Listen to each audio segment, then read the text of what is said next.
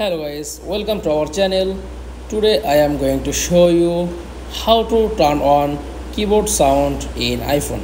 Okay, so let's get started. Then first of all click on settings. Okay, scroll down, tap on sound and haptics. Okay, scroll down, click on keyboard feedback. Okay, then this option is disabled. Tap on this option, then turn on keyboard sound in iPhone. That's all. Thanks for watching. Please like, comments and subscribe. Thank you.